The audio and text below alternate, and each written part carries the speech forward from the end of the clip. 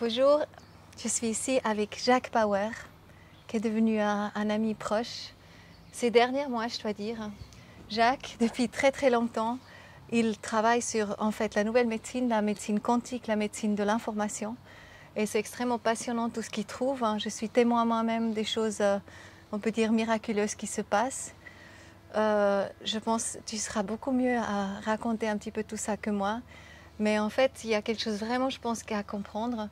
C'est qu'il y a nos pensées, les mots qu'on dit, l'intention qu'on a en quelque chose, en fait, ça a énormément de puissance. Et ça a des codes, je m'imagine, qui influencent directement notre corps en positif. Et toi, tu travailles en fait avec cette médecine-là. Et ce sera génial que tu nous racontes un petit peu qui tu es, un petit peu ton parcours. Et après, on vient un petit peu aussi sur ce que tes trouvailles actuellement et à travers quoi c'est transmis. Écoute, je te remercie beaucoup d'abord de m'inviter à cette vidéo. Ça me fait vraiment très plaisir. C'est vrai qu'on se connaît depuis plusieurs mois maintenant et j'ai eu aussi le plaisir de te côtoyer, de t'apprécier, d'apprécier aussi les gens qui te côtoient, qui sont autour de toi. Et il est vrai que quand tu parles de médecine, entre nous, je pense qu'on peut même laisser tomber le mot médecine. Parce qu'en fait, médecine implique forcément qu'il y ait des malades, qu'il y ait des pathologies et qu'il faille aller à l'encontre de ces pathologies. Mais au fond, on n'en est plus là. Parce que si tu regardes dans une démarche thérapeutique, quelle qu'elle soit, je dis bien quelle qu'elle soit, il y a deux buts principaux qu'on devrait viser. Le premier, c'est d'utiliser toutes les méthodes qui sont à notre disposition. Et quand je dis toutes les méthodes qui sont à notre disposition, je veux dire par là qu'il est grand temps que l'on commence à créer des ponts entre les différentes disciplines, là où d'autres, par ego, par égotisme ou par inconscience simplement, creusent des fossés. Je ne pense pas qu'il y a une médecine qui est déterminée, une autre qui l'est, que les gens doivent s'opposer les uns aux autres. C'est comme ça qu'on arrive aux catastrophes que l'on voit aujourd'hui et je n'ai plus envie de rentrer là-dedans. On va essayer de faire un saut, que je peux presque dire un saut quantique, de monter un peu plus et de revenir aux deux principes qui devraient être appliqués lorsque l'on veut aider quelqu'un à aller mieux. C'est trouver les méthodes, les produits, les services qui permettent à la personne de retrouver son plein potentiel. Ça, c'est la chose la plus importante. Et puis la deuxième, c'est de retrouver son autonomie. Parce que si tu as quelqu'un qui dit « moi je suis très content de mon psychiatre, ça fait 22 ans qu'il me suit », on a envie de lui dire « ah bon, il ne vous a toujours pas rattrapé ». C'est impressionnant, oui. Ça veut dire qu'il y a une dépendance qui s'est créée. Ça. Et moi, j'ai soigné des centaines et des milliers de personnes au cours de ces 10 dernières années, dans différents domaines que je me ferai un plaisir de partager avec toi après. Mais ce que je veux dire, c'est que le plus important, c'est de se rendre compte que ce que je dis à mes patients, moins je vous vois, mieux vous portez. Oui. Pas moins je vous vois, mieux je me porte. Voilà. Moins je vous vois, mieux vous portez. C'est-à-dire qu'on devrait être vraiment un élément transitoire qui permette à la personne de retrouver son meilleur potentiel et son autonomie. Ça, c'est déjà le point le plus important. Maintenant, il y a une deuxième observation que j'ai faite. J'ai eu la chance de faire l'équivalent en distance de 30 fois le tour du monde, d'aller côtoyer tous les continents, à l'exception de l'Antarctique jusqu'à maintenant. Et j'ai essayé vraiment, au cours de ma carrière, ces 30 dernières années, de regarder qu'est-ce qui nous reliait plutôt que ce qui nous séparait, en termes de méthodes, d'approches, de philosophie, de religion, etc. Parce que c'est là que la lumière jaillit véritablement. Et je crois qu'on s'enrichit de nos différences. Et ça, c'est un point qui est vraiment très important à prendre en compte. Et donc, en voyageant comme ça, je me suis rendu compte qu'au fond, la nature, elle aussi, obéit à deux principes principaux, si je peux le dire ainsi. Les deux principes, c'est qu'elle s'arrange toujours pour évoluer. Quels que soient les moyens et les chemins qu'elle va choisir, c'est toujours dans le but d'une évolution. Et le deuxième principe, c'est qu'elle essaie toujours de le faire en utilisant le moins d'énergie possible. Ce que l'on appelle la loi du moindre effort, que l'on lançait comme une sorte de reproche au cancre qui était assis à côté du radiateur dans une classe et qui en faisait le moins possible. Mais en fait, c'est bien ce que la nature nous enseigne. C'est pour ça qu'on voit, si tu mets un ballon, par exemple, au sommet d'une montagne, eh bien, il va rester en équilibre instable. Il aura tendance à redescendre le long de la vallée jusqu'à ce qu'il arrive en bas. Et là, son point d'équilibre est meilleur parce que ça coûte moins d'énergie à la nature. Et c'est exactement la même chose avec les cycles, les fréquences, les règles. si tu regardes comment fonctionne un corps humain, eh bien, il fonctionne énormément sous forme de cycles.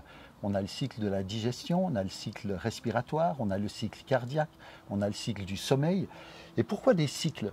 Eh bien, souviens-toi, la première fois que tu as fait du vélo, tu sais très bien que le premier coup de pédale qu'on donne pour faire avancer un vélo nécessite plus d'énergie que l'énergie qu'il faudra pour maintenir le vélo en marche, donc par cycle.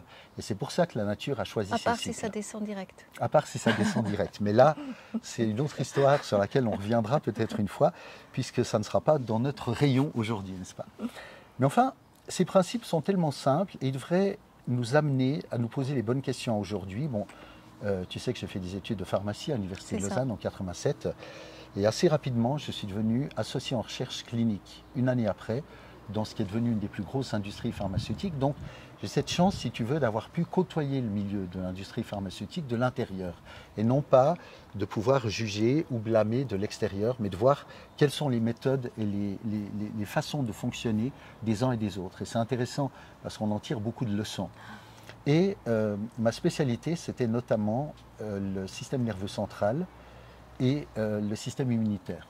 Et le système immunitaire joue un rôle absolument indispensable dans le fonctionnement des gens aujourd'hui. Et je voudrais juste attirer ton attention sur une coïncidence qui n'en est peut-être pas une. C'est que si tu prends les initiales de système immunitaire, SI, ce sont les mêmes que siège de l'identité. Qu'est-ce que c'est un système immunitaire au fond? C'est un système. Alors pourquoi on appelle un système? Parce que il y a tout qui collabore. Voilà, un corps humain, il est formé de cellules à la base. Est-ce que tu sais combien il y a de cellules dans un corps humain? Des milliards et des milliards. En moyenne, on les estime à 80 000 milliards de cellules, ce qui est absolument énorme. Chacune de ces cellules contient à son tour, en moyenne, 80 000 milliards d'atomes. Ce qui est absolument, évidemment, c'est au-delà de ce qu'on peut imaginer. Est-ce que tu peux t'imaginer que c'est extraordinaire, c'est presque un miracle, quand on se lève le matin, d'imaginer que ces 80 000 milliards de cellules, elles ont la capacité de collaborer ensemble et de faire en sorte que ça marche. Que l'on soit cette extraordinaire congrégation de cellules qui est capable de penser, de réfléchir, d'agir, d'aimer, et tout ça avec une cohésion, une dynamique, une interactivité, une cohérence qui vraiment suscite l'admiration. Et je voudrais dire une chose aussi qui n'a rien à voir avec la médecine ou la pharmacie, mais je crois de nos jours que ceux qui ont perdu la capacité de s'émerveiller et la capacité d'éprouver de la gratitude sont déjà morts, mais ils ne le savent pas encore. Il faut garder cette capacité de s'émerveiller. Je trouve tellement extraordinaire, alors que nous sommes entre 7 et 8 milliards d'habitants sur cette terre, et que, excuse-moi du terme, on se fout sur la gueule tous les jours, d'imaginer que nous sommes, par comparaison et par analogie, une sorte de planète sur laquelle il y aurait 80 000 milliards d'habitants qui évoluent, et ils se tiennent ensemble, ils arrivent à faire en sorte que l'on puisse rester dans cette cohérence, que ça marche, qu'on puisse aller de l'avant. Déjà, rien que ça, c'est quelque chose qui est absolument extraordinaire. Et ça, c'est à retrouver. Eh bien oui, c'est quelque chose qui est à retrouver. Et je dirais que l'un des gros problèmes que j'observe aujourd'hui, c'est que la plupart des gens ont démissionné. Ils pensent toujours... Démissionner d'eux-mêmes. Ils ont démissionné à différents niveaux. Ils pensent toujours que les solutions vont venir de l'extérieur. Ils pensent toujours que les spécialistes savent mieux qu'eux, au point d'arrêter de s'entendre eux-mêmes, de ressentir ce qui se passe vraiment en eux, et de pouvoir avoir cette connexion interne qui leur permet de mieux s'articuler avec le monde qui les entoure. Ou bien des gens qui ont simplement renoncé parce qu'ils ont l'impression que les autres savent mieux qu'eux. Ou alors parce qu'ils n'ont même plus ni le courage, ni la force, ou parfois l'intelligence. Ils n'ont jamais été cherchés non plus. De vouloir aller chercher ils n'ont par jamais eux-mêmes. reçu les infos. C'est ça. C'est un déclic. Ça doit être un déclic probablement, mais c'est un déclic qui est vraiment the last one. Parce que si on n'a pas ce déclic à aujourd'hui, il va se passer quand même des choses où le déséquilibre va continuer à s'accroître, ce qui est absolument... Après, il y a beaucoup de déclics par rapport à tous les domaines de la santé, du potentiel humain, etc. Il y a énormément de déclics à Alors, avoir. on va en parler du potentiel Donc humain, là, justement. on peut être juste aussi indulgent avec soi et puis un petit peu patient parce que si on est ouvert à ça, qu'on en a eu le premier, les informations viennent constamment. Elles sont là. Ouais. Et il faut toujours se souvenir qu'une porte, tu peux l'emprunter à partir du moment où tu es conscient qu'elle existe. Et pour être conscient qu'elle existe, il a fallu que tu aies eu l'information. Et l'information joue un rôle extrêmement important. On revient à la notion de quantique tout à l'heure. Au fond, si tu veux, il y a 3 niveaux sur lesquels on peut agir ou interagir. Il y a le niveau de la matière. Si tu prends une opération chirurgicale, Tac, par exemple, tac, voilà, tac, tout ça. on va Ouais. s'occuper de matière. On est d'accord. Mais au-dessus de la matière, il y a l'énergie. C'est ça. Et au-dessus de l'énergie, il y a l'information. Et l'information va pouvoir permettre à l'énergie de mieux se focaliser dans la matière. Je vais te donner juste un exemple qui est tellement commun que les gens n'y pensent même plus. Tu prends ta clé de voiture. Tu viens d'arriver tout à l'heure dans notre centre et tu as utilisé ta clé de voiture pour fermer la porte. Une clé de voiture, c'est quoi? C'est un support de matière dans lequel il y a une petite batterie qui représente l'énergie. Parce que s'il n'y avait pas cette énergie, la matière ne pourrait pas transmettre quoi à distance? L'information. Voilà. Donc tu vois, une simple clé de Sésame, voiture ouvre-toi. représente la quintessence de ce que je viens de dire, à savoir que pour que quelque chose fonctionne, il y a toujours une composante de matière, une composante d'énergie et une composante d'information. Donc tu presses sur le bouton de ta clé matière, grâce à l'énergie qu'il y a dans la clé, une information sous forme de fréquence que tu ne peux pas voir, mais ce n'est pas pour autant qu'elle n'existe pas. Il faut qu'on perde ce paradigme de toujours penser que n'existe que ce que je vois, alors qu'on sait très bien que ce que nos sens perçoivent aujourd'hui ne représente même pas le milliardième de tout ce qui est autour de nous et auquel on est invité de plus en plus à accéder avec d'autres sens. Et c'est là qu'on parlera par exemple de celui du cœur, qui est évidemment pas seulement un organe physique, mais qui est vraiment un guide et un potentiel extrêmement important pour assurer des connexions à différents niveaux. On y reviendra tout à l'heure. Je presse sur le bouton de la clé, l'énergie permet à la fréquence, donc l'information, d'être envoyée à la portière. Et là, c'est exactement l'inverse qui va se passer. L'information arrive et grâce à l'énergie, il va y avoir une différence qui sera sensiblement observable au niveau de la matière. Et c'est comme ça que ça fonctionne.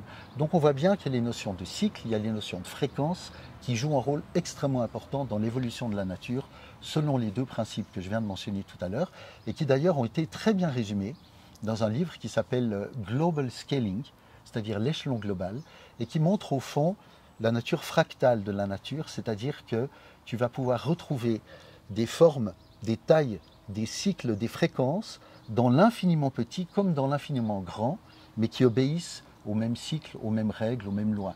C'est absolument extraordinaire de voir ça parce que ça nous donne vraiment le sens profond de à quel point tout est parfaitement intégré, tout est parfaitement organisé, tout est parfaitement harmonisé.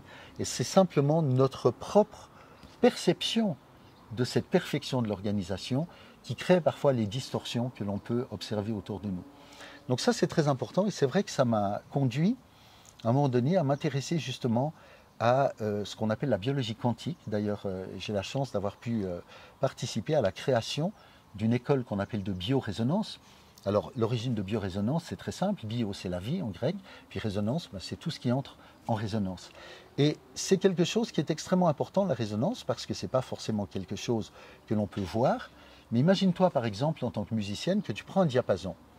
Tu tapes sur une table et le diapason, par exemple, qui est réglé sur le La d'aujourd'hui, d'accord, il va se mettre à vibrer. Et tu sais très bien ce qui se passe si tu prends un autre diapason qui, lui, n'a pas été activé en tapant sur une table, tu le rapproches de celui-ci et les deux se mettent à fonctionner à la même résonance. Il y a une autre expérience. On va qui a mettre été la faite. vidéo dessous. Il y a Voilà. une magnifique vidéo qui explique très Voilà. très bien ça. Et il y a non seulement une magnifique vidéo qui l'explique, mais en fait, celle que je voudrais vous partager, c'est celle des diapasons. Ce n'est pas des diapasons, mais c'est des métronomes. Il y a des expériences où ils ont placé une centaine de métronomes sur une grande plaque comme ça, qui est suspendue par des cordes, et ils les ont activés les uns après les autres, mais de manière tout à fait Oui, c'est ça que j'ai erratique. vu, hein, c'est ça. C'est exactement C'est ça. pas des diapasons. Et ouais, au bout d'accord. de quelques minutes, tu vois ces métronomes qui se mettent tous à battre la mesure dans une harmonie parfaite. Pourquoi? Parce que ça coûte moins d'énergie Oui, à la aller en nature même rythme. d'être en résonance les uns avec les autres plutôt que d'être en opposition de phase en permanence. Oui. Et ça va beaucoup plus loin parce que j'ai parlé des atomes tout à l'heure qui constituent un corps humain. Les atomes, on peut aussi, si tu veux, pour vulgariser, les considérer comme des mini-diapasons. Et ces mini-diapasons, eh bien, soit ils vibrent en harmonie, soit à un moment donné, il y a quelque chose qui introduit une disruption dans cette harmonie. Et c'est là qu'il peut y avoir un certain nombre de conséquences qui peuvent se manifester au niveau de la santé, puisque quand je te parlais du système immunitaire tout à l'heure, je reviens parce que j'avais oublié de finir ça, il y a les cellules et un nombre croissant de cellules qui effectuent une même fonction, on appelle ça un tissu. Et plusieurs tissus qui exercent des fonctions qui se complètent les unes les autres, on appelle ça des organes. Et ensuite, plusieurs organes qui collaborent les uns aux autres, tu vois que c'est toujours une question d'échelle, eh bien, ça finit par créer un système, comme par exemple le système nerveux, le système respiratoire, le système immunitaire, etc. etc. Mais ça va bien plus loin. Parce que quand on parle de variabilité cardiaque, par exemple, il existe un instrument dont je dispose depuis plusieurs années, qui s'appelle le Dynamica, et qui permet de mesurer la variabilité cardiaque. Qu'est-ce que ça veut dire? Ton cœur, il bat, la preuve, d'accord? Tu es en face de moi, tu es vivante, c'est que tu as un cœur qui bat. Mais les battements du cœur forment ce qu'on appelle la pulsation. Et cette pulsation, on peut la mesurer chaque minute. C'est pour ça qu'il y a des pulsomètres. Quand on prend la pression des gens, on mesure aussi le pouls. Et on peut dire, par exemple, qu'il y a une fréquence, mettons, de 70 par minute. Mais ce qui est intéressant, c'est que la vibration, c'est-à-dire l'intervalle entre les pulsations, on pourrait imaginer que si elle est rigoureusement identique, ça veut dire que la personne elle est équilibrée, qu'elle va bien, etc. Or, c'est exactement l'inverse. Parce que les pulsations doivent être en entourant des intervalles qui varient légèrement l'un à l'autre. Et c'est ça qui reflète l'état de santé du cœur et sa capacité à s'adapter à des circonstances extérieures ou intérieures qui, évidemment, implique également le psycho-émotionnel et qui permettent donc de s'ajuster en permanence à toutes les circonstances de la vie. Et cette cohérence cardiaque qui a été démontrée la première fois par un médecin qui s'appelle Dr O-H-A-R-E, comme les Irlandais, qui a donné lieu à la cohérence cardiaque. Il y a un livre qui s'appelle 365 qui est très fort à ce sujet. Pourquoi c'est important? Parce que ça montre que notre corps est réglé pour vibrer en harmonie. Et d'ailleurs, tout ce qui vit vibre. Et on a créé un site assez récemment auquel j'ai eu la chance de participer en tant que coordinateur, qui a regroupé les travaux de plusieurs scientifiques qui vont dans ce domaine. Et le début du site, c'est tout ce qui vit vibre. Et c'est vraiment la base pour comprendre qu'en fait, on est des êtres vibrants, en plus que d'être des êtres vivants, tu vois. Et donc, cette organisation, on peut la mesurer avec des appareillages qui permettent notamment par des algorithmes précis de déduire à partir de la variabilité cardiaque quels sont les modes de fonctionnement de ton corps. Mais en plus, lorsqu'on est parfaitement aligné dans un état, une posture méditative ou autre, c'est extraordinaire de voir que le cycle respiratoire, le cycle cardiaque et le cycle cérébral, c'est-à-dire les ondes cérébrales, tu sais, il y a les delta, les θ, les bêta, les alpha, les gamma qu'on a découvert plus récemment, eh bien tout ça rentre en harmonie. De la même manière que ces fameux diapasons et les métronomes dont je te parlais tout à l'heure, qui, à un moment donné, lorsqu'il y a une situation d'équilibre, si tu es en bonne santé, si tu es en situation d'équilibre, si tu es relaxé, etc. C'est exactement ça. Mais ce n'est pas si tu es, c'est à condition que. C'est-à-dire qu'on doit la rechercher, cette condition. Et on a les moyens de pouvoir le faire.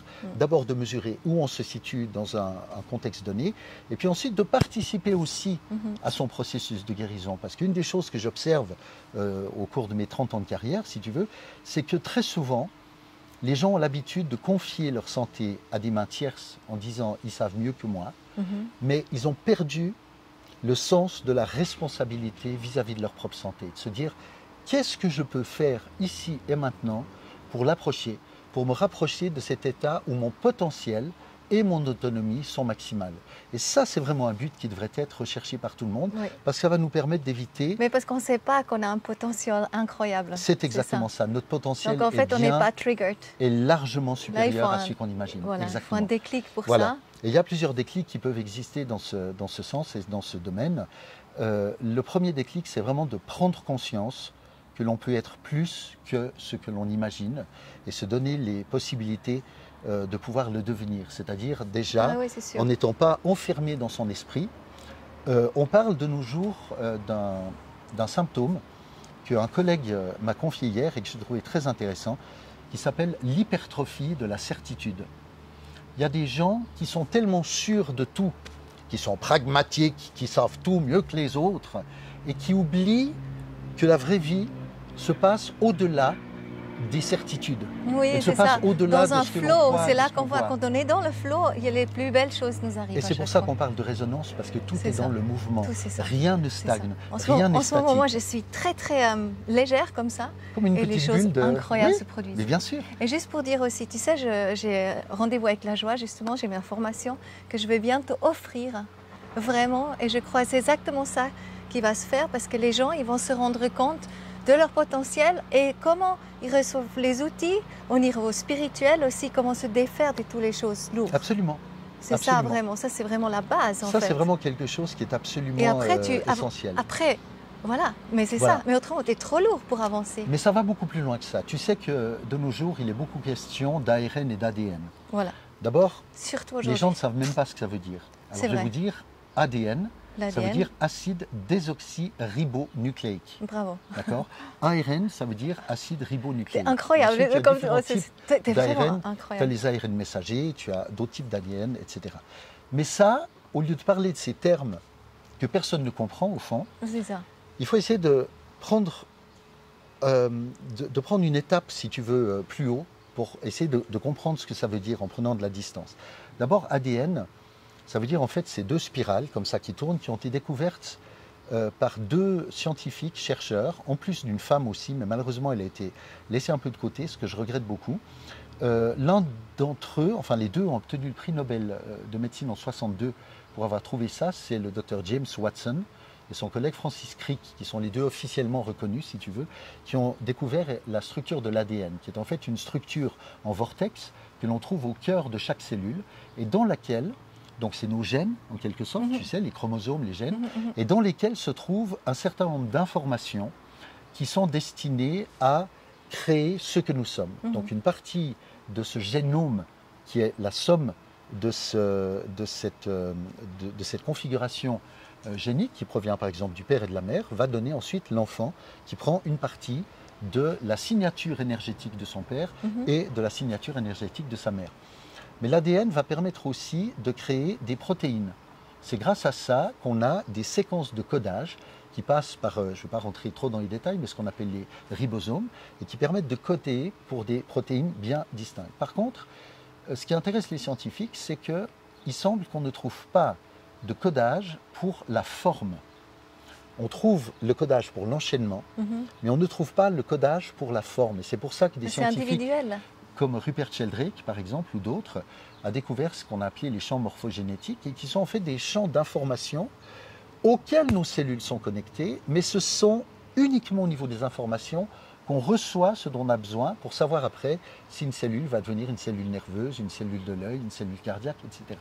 Donc c'est très intéressant de voir qu'au fond, ça n'est pas la biologie qui crée l'information, mais c'est bien l'information qui crée la biologie. Et il y a un professeur qui s'appelle Peter Fraser, qui est malheureusement décédé en 2012, qui était en Australie. Alors je suis allé le voir également, comme j'ai rencontré, j'ai été accueilli par le docteur James Watson dans son laboratoire de Long Island à New York. J'ai eu à l'époque une proposition de collaboration que je ne pouvais pas refuser. C'était absolument extraordinaire parce que c'était comme si j'avais rendez-vous avec l'histoire. De rencontrer des gens comme ça, c'est extraordinaire. Et Peter Fraser, lui, a mis en évidence dans son livre qui est devenu un must dans le domaine scientifique, qui s'appelle Decoding the Human Body Field, décoder le champ corporel humain. HBF, comme on dit en anglais, et de se rendre compte qu'au fond, il y a tout un champ informationnel qui nous entoure et qui est fait bien évidemment de vibrations. Il faut savoir qu'il y a plus d'un siècle, on avait déjà pu déterminer, grâce à des scientifiques comme Planck, comme Schrödinger et autres, que si tu veux, une particule peut se comporter de deux manières, suivant l'état de conscience de celui qui l'observe, ou alors les circonstances extérieures. Soit elle peut être onde, soit elle peut être particule. Donc un corpuscule si tu veux. Mais ce n'est pas soit l'un soit l'autre. C'est toujours une sorte de mélange dansant entre l'une et l'autre et qui peuvent à un moment donné se fixer à partir du moment, par exemple, c'est ce qu'on appelle l'expérience de la double fente en physique quantique, où le regard de l'observateur est posé dessus, il y a quelque chose qui se fige et qui se définit. Et c'est extraordinaire parce que ça nous montre que le poids de notre regard est beaucoup plus important que ce qu'on peut imaginer. Et une fois de plus, c'est un potentiel qu'on a qui est supérieur à ce qu'on peut imaginer. Donc le monde est un enchevêtrement de matière, d'énergie, d'information. Et le fait, ce qui est le cas pour beaucoup, de vouloir s'accrocher à la matière comme tu aurais un noyer qui s'accrocherait juste à son tronc d'arbre, ça peut nous sauver pour un moment, mais surtout ça va nous éloigner, de la richesse que la nature représente, mais aussi de notre richesse intérieure, puisque tu sais très bien que par exemple, ça a été démontré, s'il y a deux personnes qui s'approchent à moins de 50 mètres l'une de l'autre, elles sont en visuel, mais leur cœur, grâce à un champ extraordinaire qui est émis, notamment qui utilise les biophotons, qui ont été découverts par le professeur Fritz Albert Popp, et qui sont vraiment littéralement des particules de lumière qui sont échangées entre les cellules entre elles et entre les êtres entre eux, eh bien les deux cœurs ont déjà communiqué à 50 mètres, ça fait 25 mètres de rayon chacun, et sont capables d'identifier si ils sont compatibles du point de vue de leur résonance ou s'ils ne le sont pas. C'est absolument extraordinaire. Et là, on comprend mieux des expressions comme de suivre son cœur, ou d'avoir le cœur sur la main, etc. Parce qu'évidemment, le cœur est aussi un cerveau, qui est aussi puissant que notre cerveau ici.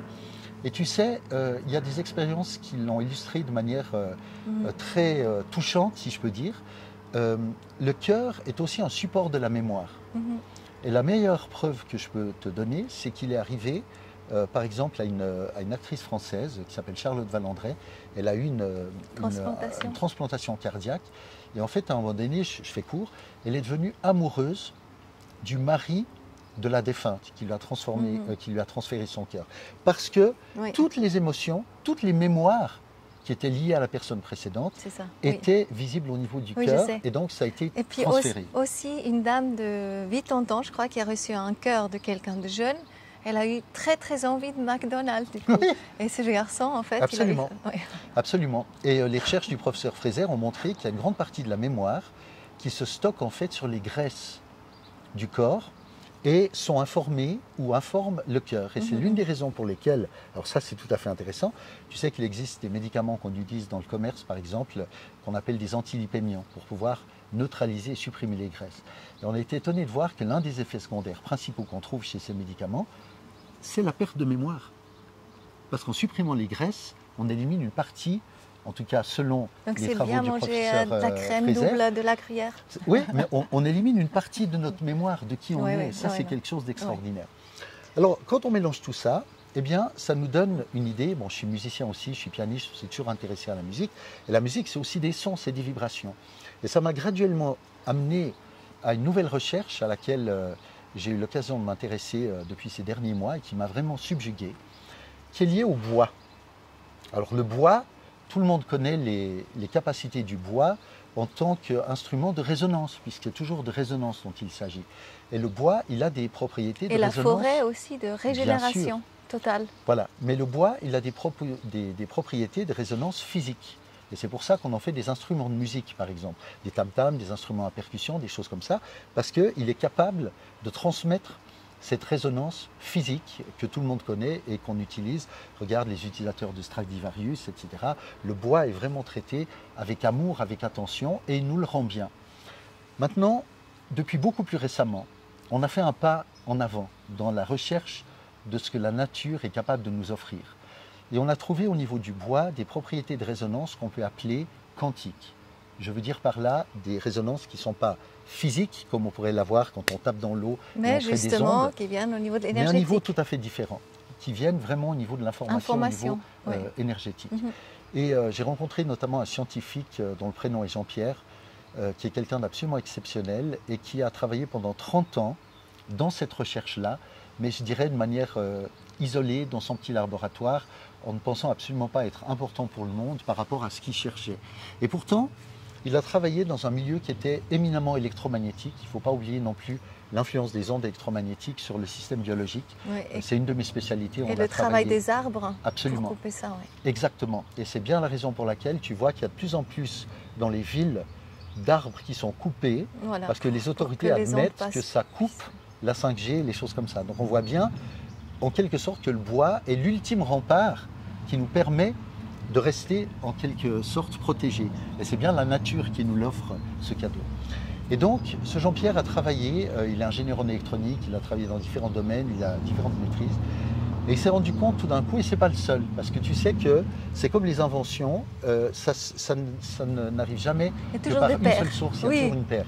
On l'a vu avec le virus du sida, on l'a vu avec beaucoup d'autres choses. Donc j'ai eu la chance de tomber sur les deux qui ont trouvé Voilà, et les deux s'appellent Jean-Pierre en plus. C'est juste incroyable, mais c'était. Non, et qui travaillent aussi avec le bois. Et les deux travaillent avec le bois, et les deux ont trouvé des capacités exceptionnelles, absolument supérieures à tout ce qu'on a pu imaginer jusqu'à aujourd'hui et qu'on peut mesurer. Voilà. C'est ça qui est intéressant. Oui, c'est pas juste quelque chose d'ésotérique et autre. Tu le sais bien maintenant, et c'est pour ça que tu avais décidé de faire cette vidéo, parce qu'on a vraiment des éléments spécifiques, mais autrement aussi, parce que c'est juste incroyable tout ce que tu mesurables, tout ce que tu transmets, qui nous permet vraiment de nous rendre compte qu'il y a quelque chose qui se passe et qu'on peut en plus filmer.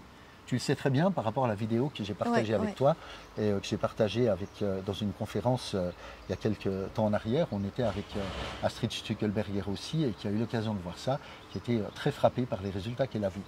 Donc imagine-toi simplement que ce scientifique, qui est aussi hautement spirituel, je dois le dire, et c'est pour ça que je me suis intéressée à lui. Ça travaille. Juste encore, parce que justement l'information travaille toujours sur la matière et ça ne peut jamais être le contraire. L'information travaille toujours sur la matière. Donc l'invisible travaille toujours et crée quelque part la matière. Oui, je suis d'accord avec toi, mais il y a une très très belle chose, c'est qu'en fait, ces transferts ne se font jamais que dans une direction. La matière peut aussi influencer l'information. Je vais te donner un exemple. Quand tu as quelqu'un qui rentre dans une salle et qui est comme ça, l'information qui est envoyée, qui est liée à sa matière, c'est-à-dire à l'aspect de son corps, montre que la personne est en dépression. Oui. Et on a toujours cru qu'il fallait d'abord faire en sorte de supprimer la dépression pour que la matière se change et qu'elle redevienne correcte comme avant. Mais en fait, on se rend compte que ça marche dans les deux sens. C'est-à-dire que même si tu es en état de dépression et que ton corps est en train de le montrer, le fait de te redresser et de te remettre dans un état d'ouverture va faire en sorte que, par la matière, l'information de la dépression va s'atténuer et disparaître. Oui. Donc tu peux aussi te soigner comme ça. C'est comme tu ouvres en fait un canal par rapport à ça. Oui. C'est nouveau le système qui se remet en fait, oui, c'est ça. Voilà. En fait, tu n'as même pas besoin d'ouvrir un canal parce qu'en fait, tout est interagissant à chaque seconde. Oui, peut-être comme ça, en fait, tu n'as pas accès à ça, non? Si tu fais comme ça, du coup, ça s'ouvre. Oui, bien sûr que, si tu veux, c'est la raison pour laquelle, quand les gens se redressent, eh bien, ils accèdent plus facilement à leur moi supérieur. Mais ce que je veux dire par la notion de canal, c'est, lorsqu'on parle d'un canal, on parle d'un passage, si tu veux. Alors que là, tout est là, présent. La seule chose qu'il faut faire, c'est d'en avoir conscience et d'avoir conscience que si tu te mets à sourire, tes cellules vont te remercier, vont aller mieux. Et c'est comme ça qu'il y a des gens, par exemple aux États-Unis, qui se sont guéris de différents cancers. Ils ont passé des vidéos drôles tout au long de la journée. Je reviens au système immunitaire. Qu'est-ce qui se passe quand on fait rire quelqu'un?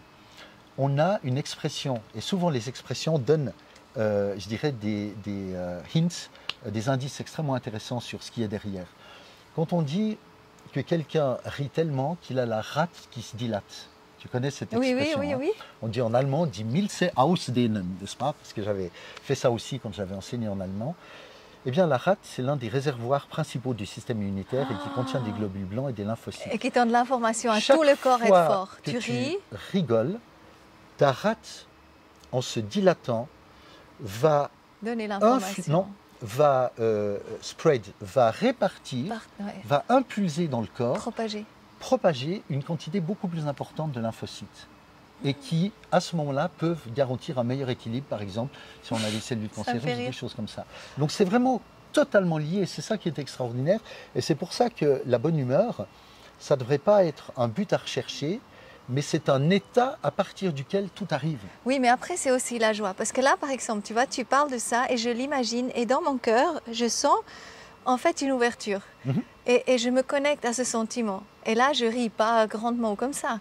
Mais c'est aussi la joie. Quand tu ressens la joie là-dedans, ben, en fait, tu influences tout ton système. La joie joue un rôle extrêmement important. Et il y a une étude en 2014 qui a été faite en Finlande, qui est extrêmement importante. Et peut-être que je passerai un slide dans la vidéo qu'on est en train de faire maintenant, et qui montrait, grâce à des appareillages à infrarouge, comment les températures dans le corps se modifient et où est-ce qu'elles se modifient en fonction des émotions que tu ressens. Et on voit que ça a l'air d'être un feu d'artifice quand c'est l'amour, mais c'est encore plus important quand c'est la joie. Et c'est quelque chose d'absolument magnifique à voir et évidemment que je me ferai un plaisir de partager avec le public parce que c'est une étude qui a été publiée, qui est unique en son genre et qui démontre bien ce qu'il en est. Je reviens à mon histoire du bois. Voilà, c'est ça, pardon. Les deux Jean-Pierre ont réussi… C'est extraordinaire, les deux Jean-Pierre. Ils ont réussi un tour absolument extraordinaire qui est celui de pouvoir, grâce à des instruments qu'ils ont définis et créés spécifiquement pour ça, que je ne peux pas décrire ici parce que c'est vraiment leur propriété, si tu veux, mais ils ont pu programmer le bois. Ils ont pu le programmer par rapport à de l'information, un peu comme si le bois devenait un hardware végétal, c'est-à-dire un disque dur. On a l'habitude avec le cristaux. Oui, les cristaux ou bien les clés USB, simplement une clé USB contient des informations. Oui. Eh bien, plutôt que de le faire avec des clés USB ou d'autres choses, ils le font avec du bois. Ils l'ont fait uniquement avec du bois, et le bois contient des informations absolument extraordinaires qui permettent à chacun, à partir du moment où il rentre en connexion avec les informations de ce bois, de se ramener graduellement à son état d'être qui correspond aux deux critères dont je t'ai parlé au départ, le potentiel maximum et l'autonomie la plus grande, à partir duquel, évidemment, je souhaite qu'il y ait un minimum de gratitude, sinon ça veut dire ou qu'ils n'ont rien compris ou qu'ils sont déjà morts. Mais c'est ça qui est absolument extraordinaire, et ce bois contient toutes les informations dont on a besoin pour assurer une transition. C'est-à-dire la transition entre ce que l'on croit être à aujourd'hui et ce que l'on est vraiment capable d'être. Donc ce n'est pas un but en soi, ce bois, ça n'est pas une béquille dont on va devoir se servir toute sa vie, c'est vraiment un élément qui va permettre de faire traverser une information qui est d'ordre vibratoire, c'est-à-dire quantique, pour la faire passer dans la matière. Et c'est pour ça qu'on les appelle des transducteurs. J'en ai un ici que je peux te montrer très volontiers. Ça, c'est par exemple un transducteur qu'on appelle Yin, qui est équipé d'un aimant extrêmement puissant en néodyme, qui lui permet d'effectuer une transduction. Alors simplement la transduction, c'est un terme qui provient du latin, trans qui veut dire à travers, et duction vient de ducere qui veut dire conduire. C'est pour ça qu'on a par exemple le mot séduction. Ça veut dire détourner de. Donc quand on séduit quelqu'un, ça veut dire qu'on le détourne de lui-même par la manipulation. Quand tu parles d'un aqueduc, ça va conduire de l'eau, d'accord ? Transducteur, c'est le nom qu'on a décidé de donner à ces objets.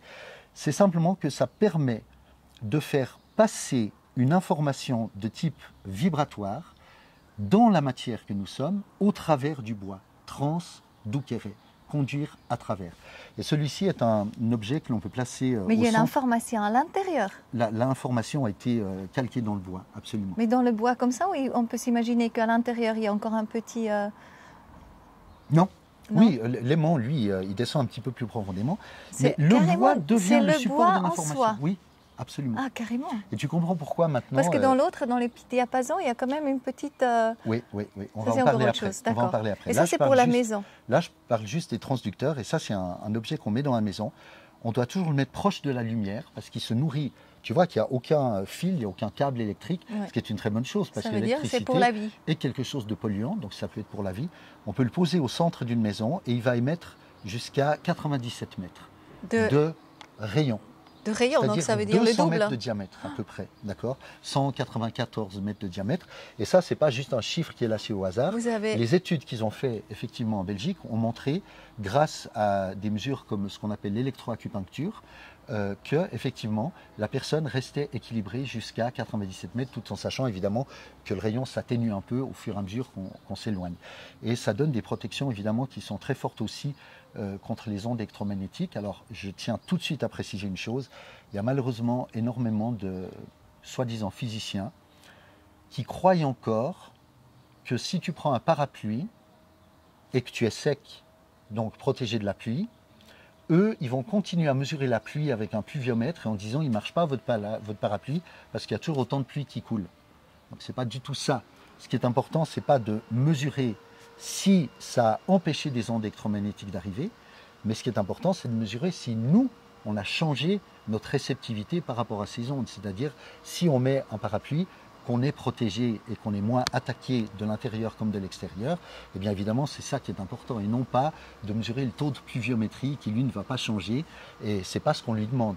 Alors je le dis tout de suite, quand il y a des physiciens ou bien des experts ou des pseudo-experts qui disent je fais des mesures et je vois que l'intensité des ondes n'a pas changé donc ça ne marche pas, il n'a rien compris parce que c'est ce qui se passe à l'intérieur qui est important et sur le plan de la résonance et non pas ce qui est sur l'extérieur et sur le plan de la matière. On parle de champ informationnel. Mais voilà, absolument. On parle d'un champ informationnel, mais comme je t'ai dit tout à l'heure, l'information modifie la biologie. C'est ça. Et non pas la biologie modifie l'information. Et ça, c'est quelque chose À qui part est si tu te extrêmement important. redresses. Voilà, tu peux te redresser et à ce moment-là, tu vas donner une information qui est tout à fait différente, on est bien d'accord, mais c'est une information physique. Alors que là, on parle d'information quantique, si tu veux. Donc, le mot quantique, c'est pas du tout un gros mot, c'est vraiment une manière de voir le monde sous l'angle subatomique, c'est-à-dire de se rendre compte qu'à un moment donné, il y a des espaces qui se créent dans lesquels l'énergie peut s'articuler de manière différente et créer des choses qui sont absolument magnifiques. Alors, pour l'un des Jean-Pierre...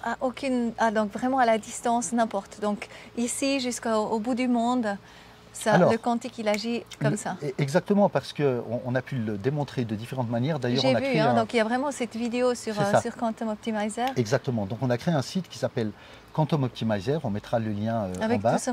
Et dedans, il y a un onglet que je recommande vraiment à chacun d'aller voir parce qu'il nous a fallu beaucoup de temps pour le mettre en place. Oui, je peux le mettre aussi. C'est l'onglet Sciences et Recherches.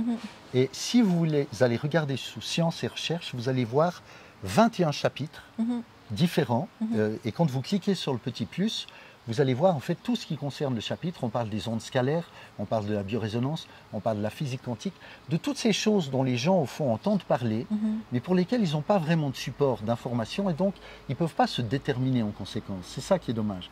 Alors ce qu'on a voulu faire sur ce site, c'est vraiment leur donner gratuitement accès à l'information à laquelle ils peuvent choisir de se connecter s'ils le désirent, sachant que je ne peux jamais ouvrir une porte si je ne sais pas qu'elle existe.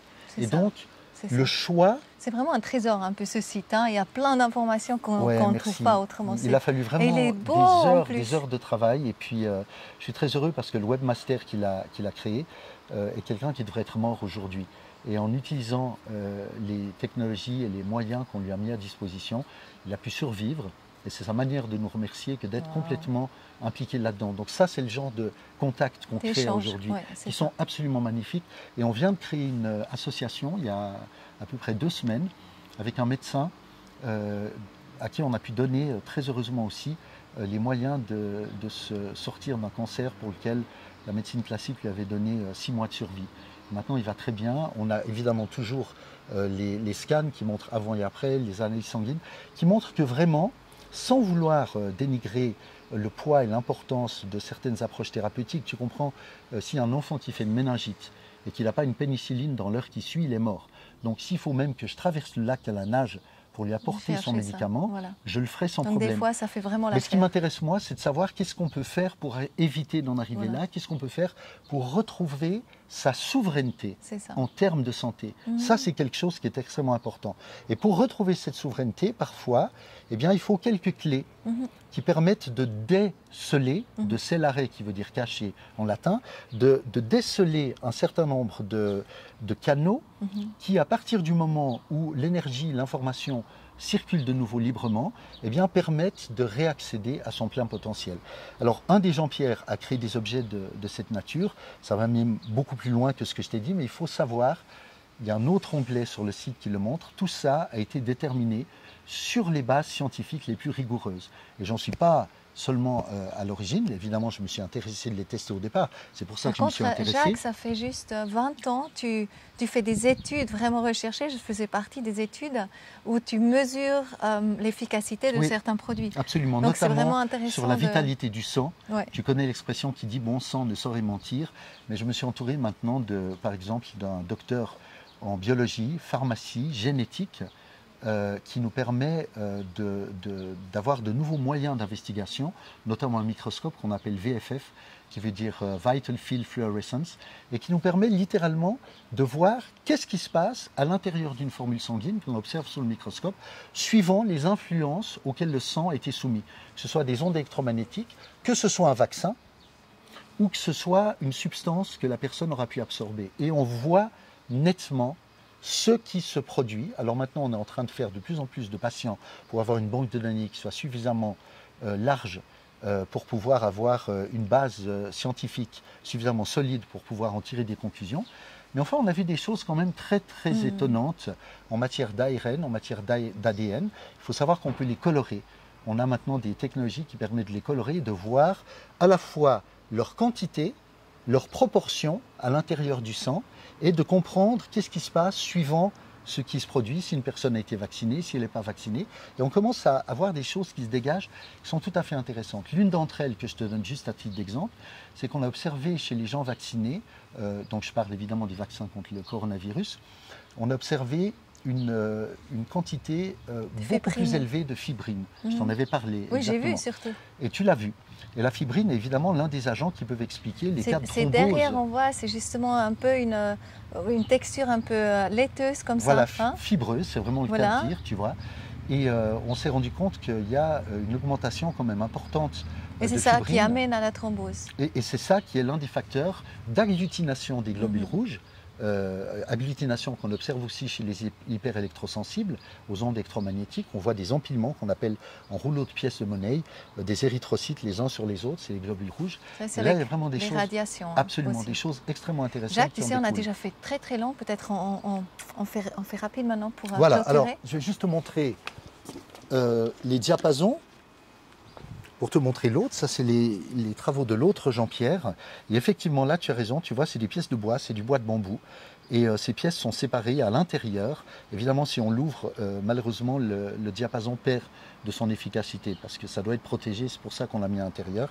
Il y a un trou, il y a un papier parchemin japonais à l'intérieur et il y a une figure géométrique très particulière qui permet d'avoir des résultats extrêmement intéressants sur le réalignement du corps cette fois-ci. Par exemple, pour la femme, tu vois, il y a une fleur de lotus, de l'autre côté, il y a un merkaba, et ça, c'est par rapport à l'alignement dans la verticalité, c'est-à-dire tout ce qui nous amène de là où nous sommes vers là où nous pouvons être aussi. Et l'autre, c'est celui de l'horizontalité, avec le symbole yin-yang, qui est bien connu, bien sûr. Et lorsqu'on porte ces deux pièces de bois sur soi, par exemple, soit en pendentif, soit dans les poches, eh bien, j'ai fait des vidéos, une que je t'avais montrée aussi, qui montre que les gens retrouvent immédiatement, mais vraiment immédiatement, une force musculaire, une puissance accrue, plus d'équilibre, plus d'alignement. Et la puissance énergétique de ces éléments est telle que le scientifique qui l'a découvert, qui est aussi hautement spirituel bien sûr, a dû répartir l'énergie sur 40 jours. C'est-à-dire 40 jours, comme ma formation. Comme un carême, comme tout ce que tu veux. Et 40 jours, les 3 premiers jours, c'est l'adaptation. Lorsque tu portes ces bombes de bois, si je peux dire, sur toi, il y a d'abord 3 jours d'adaptation. Et du 3e jour au 21e jour, c'est plutôt la réharmonisation qu'on peut dire psycho-émotionnelle. Voilà. Et du 21e jour au 40e jour, c'est tout ce qui est lié, si tu veux, à régénération, revitalisation, réparation. Et une fois de plus, ce qui est extraordinaire, c'est qu'on peut le démontrer. On a énormément d'objets de mesure différents, des appareillages de mesure, qui tous convergent vers les mêmes résultats, ce qui est absolument magnifique parce qu'on est loin d'être dans l'ésotérisme primaire. Et tôt ou tard, les gens devront admettre que ce n'est pas parce qu'on ne voit pas des choses qu'elles ne se produisent pas pour autant. Oui, et là, l'avantage, évidemment, c'est que ça respecte totalement l'intégrité des gens. C'est une expérience vraiment intéressante à faire. En tout cas, ça fait plus de 6 mois que je baigne dedans. J'en suis heureux. Et j'étais vraiment heureux de faire une synthèse que j'ai pu partager avec vous tous aujourd'hui. Et je te remercie infiniment pour ça. Oui, merci à toi. C'est magnifique parce que justement, ces 21 jours, on change une habitude et en 40 jours, on installe vraiment le nouveau. La nouvelle vie comme ça. C'est exactement ça. Mais c'est hyper riche tout ce que nous retirons. C'est énorme. On va certainement faire encore plusieurs parce que j'adore. En ce moment, j'ai juste besoin de tellement de... Ouais, tu vois, parce que je suis en train de comprendre beaucoup de choses. Et en fait, on a besoin de pouvoir s'échanger avec des maîtres comme toi qui vous avez déjà fait ce chemin. Moi, c'est 1,84 m seulement, hein, pas plus. Mais quand même, tu vois, vraiment. Je voudrais juste finir en disant un message aux gens qui nous écouteront. Lorsque je vous disais que vous avez beaucoup plus de pouvoir et de possibilités que ce qu'on vous laisse toujours croire. Il y a 2 livres qui vont dans ce sens. Et je ne peux pas partir sans vous les montrer. Le premier, c'est un médecin qui s'appelle Dawson Church. Et ce livre s'appelle « Le génie dans vos gènes ». Et on parle d'une discipline qui s'appelle l'épigénétique. Épi en grec veut dire au-dessus de. C'est ce qui couvre la génétique et qui vous montre que lorsqu'on dit « c'est pas de ma faute, c'est dans mes gènes », eh bien, ça n'est plus le cas. Nous avons la possibilité capacité d'informer nos gènes. Voilà. par les émotions, par tout La ce qui est joie. la santé environnementale, par la joie, par tout ce que tu veux. Et on a beaucoup plus de pouvoir et de puissance qu'on peut l'imaginer ça. avec ça. Je vous recommande vraiment ce livre. Il peut vraiment, littéralement, changer une votre vie et votre Ouais. perception de la vie. Et le deuxième, qui a été écrit par un professeur extraordinaire, qui s'appelle le professeur Bruce Lipton. Et ce livre s'appelle La biologie des croyances. Comment nos croyances peuvent influencer nos Notre- systèmes biologiques. Ouais. Et en modifiant vos croyances, notamment par rapport aux maladies et d'autres choses, vous pouvez aussi modifier les résultats qu'il y aura en vous. Et bon, je l'affirme ici, mais on a des milliers d'exemples qui le démontrent chaque jour.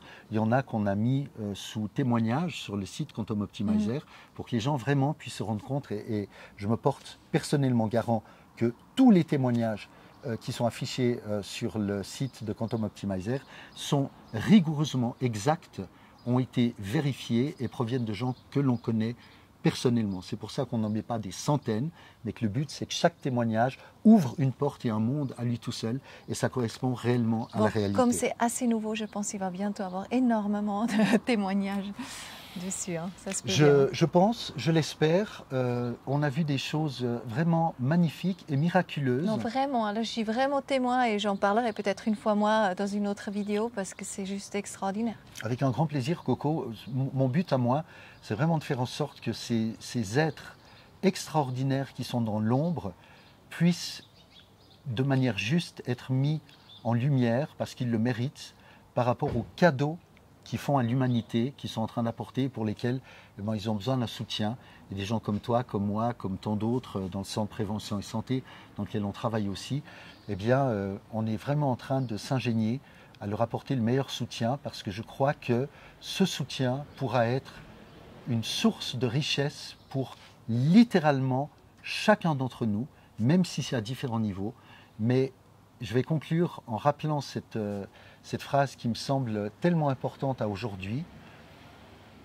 Tout seul, on va plus vite, Ouais. mais ensemble, on va plus loin. C'est ça.